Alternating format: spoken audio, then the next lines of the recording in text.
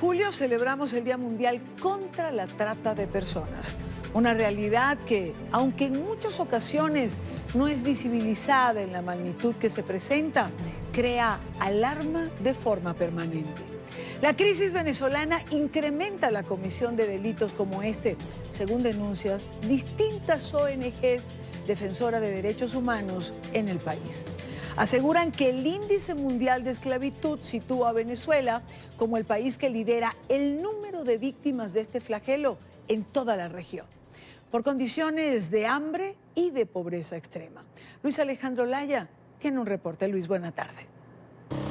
Hola, buenas tardes. En Venezuela ha aumentado el número de ciudadanos que participan de la esclavitud y la trata de personas. Las víctimas son cada vez más venezolanos. Según cifras de estudios internacionales, casi 2 millones de personas estarían involucrados en Latinoamérica como víctimas de este tipo de flagelos, en su gran mayoría venezolanos. Incluso indican que el 70% de las víctimas son mujeres que por la grave crisis que se vive en Venezuela han llegado incluso a vender su cuerpo. Estamos viendo en el país y que es muy preocupante el sexo transaccional. Es decir, el intercambio de sexo por comida. El índice mundial de esclavitud sitúa a Venezuela en el primer lugar de América Latina como víctima de la trata de personas o la esclavitud por las condiciones que ha generado la gravísima crisis. El 70% de las víctimas son mujeres adultas, adolescentes y trans. La estoy dando por comida, estoy intercambiando por comida.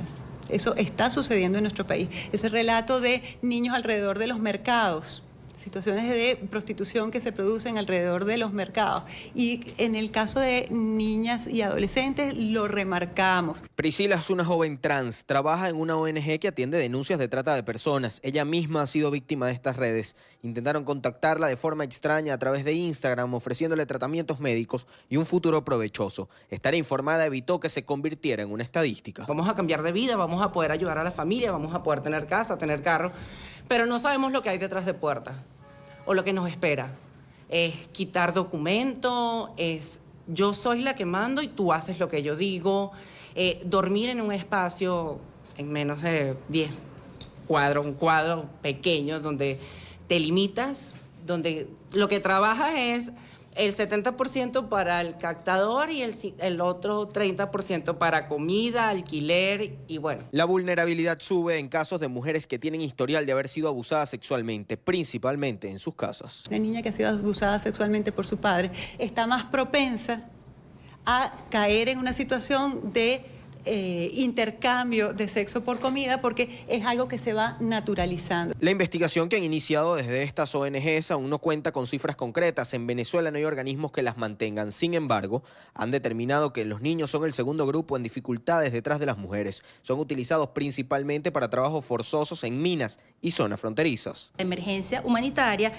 está fomentando esta desesperación, esta sensación de que ya, o sea, corro cualquier riesgo de cualquier manera porque aquí estoy peor. Denuncian que las políticas públicas aplicadas por el Estado venezolano en materia alimentaria al acabar con la producción y generar dependencia, cierres fronterizos que obligan a salir por vías ilegales y bajo control de grupos irregulares, así como la ineficiencia en materia de identificación y falta de documentos, promueven el tráfico humano. Sobre estos flujos migratorios se montan estas redes de delincuencia organizada que buscan aprovecharse de las vulnerabilidades de ciertos grupos poblacionales para ser explotados laboralmente o sexualmente. Desde estas distintas ONGs alertan a la ciudadanía y también a los distintos estados latinoamericanos y del mundo a estar más pendientes sobre las posibles alertas que indicarían que se lleva a cabo una red de trata de personas o incluso de esclavitud sexual. Señalan que cada vez son más venezolanos los que estarían siendo requeridos por estas organizaciones a cambio de favores y regalos. Indican incluso que cada vez son más los niños que participan de esta situación.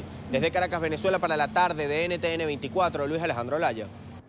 Gracias, Luis Alejandro, gracias por la información. Por su parte, el secretario general de la Organización de Estados Americanos, Luis Almagro, recordó que la trata de personas sigue siendo una maligna realidad en las Américas. Todos los países son origen, tránsito o destino de víctimas. Almagro insistió en que es imprescindible prevenir, dar asistencia y proteger a las víctimas. Desgraciadamente, hoy en día no es posible hablar de los peores problemas que aquejan nuestro hemisferio y no hablar de Venezuela. Existen reportes de explotación de migrantes venezolanos en manos de tratantes en 10 de nuestros Estados miembros. Las niñas y mujeres venezolanas son cada vez más vulnerables a convertirse en víctimas de trata con fines sexuales. Los hombres son cada vez más vulnerables a convertirse en víctimas de trata con fines laborales. Y los niños, además del riesgo de convertirse en víctimas para ambos estos fines, hasta corren riesgo de ser reclutados por grupos armados disidentes. Era el secretario general de las Naciones Unidas, Luis Almagro, refiriéndose a esta realidad que afecta a muchas personas en el mundo, pero que en este momento, evidentemente, está afectando también, o es una arista de la crisis que hay en Venezuela. Nos acompaña en este momento Manuela Bolívar, diputada de la Asamblea Nacional por el partido Voluntad Popular. Hay lamentablemente una falla en este momento en la aplicación Skype. Teníamos a Manuela para hablar viéndonos el rostro. Lamentablemente es una falla general en este momento. Pero igual no quiero perder la oportunidad de conversar con ella. Manuela, bienvenida, gracias por estar allí. Hola, Idania, muchas gracias a ti. Manuela, ¿Venezuela es origen en este momento de la trata de blancas? Bueno, Venezuela hoy es un cóctel explosivo de cualquier negocio ilícito. O sea, es decir, hoy producto de la ausencia de un Estado de Derecho, de políticas adecuadas en materia de seguridad, pero sobre todo de combatir al crimen organizado, hoy cualquier negocio ilícito es posible en Venezuela.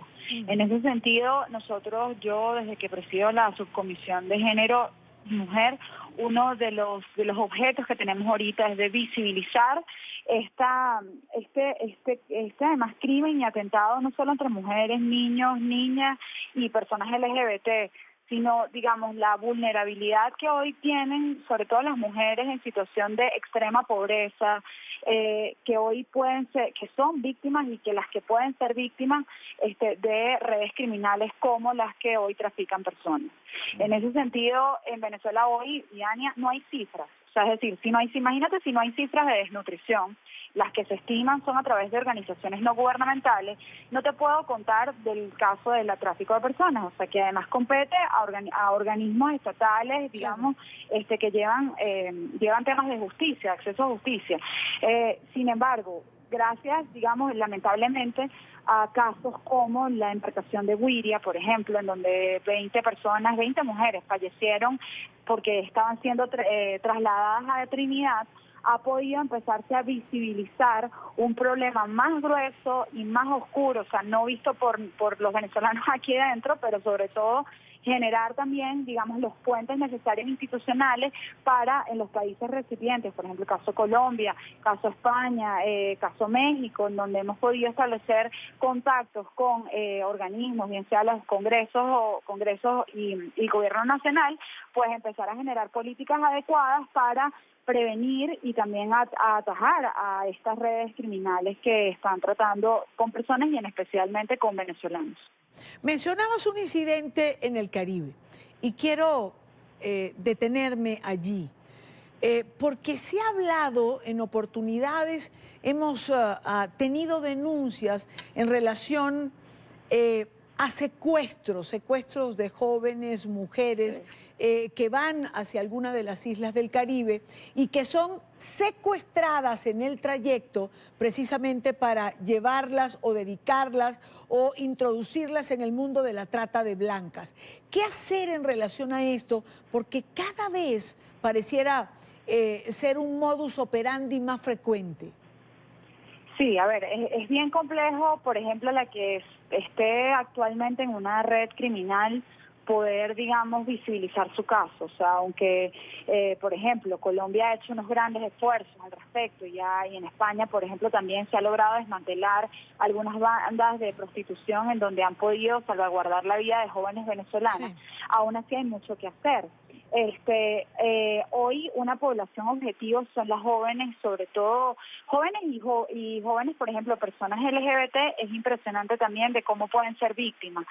Ante un país hoy en donde no tiene, digamos, acceso a empleo y acceso económico, surgen ofertas tentativas que, digamos, dentro del mundo de las ilusiones, digo ilusiones porque cuando alguien tiene hambre y viene una oferta y te dice, mira, te conseguí un trabajo en algún país de la región o incluso en Europa, la gente piensa que mágicamente va a resolver su problema y la verdad es que termina siendo un problema mucho mayor. Entonces, ante eso, si algún venezolano está escuchando esto y conoce alguna persona de su entorno, familia o comunidad que sospeche esté pasando algo por el estilo, lo primero que tiene que hacer es denunciar ante las autoridades locales del país en donde resida.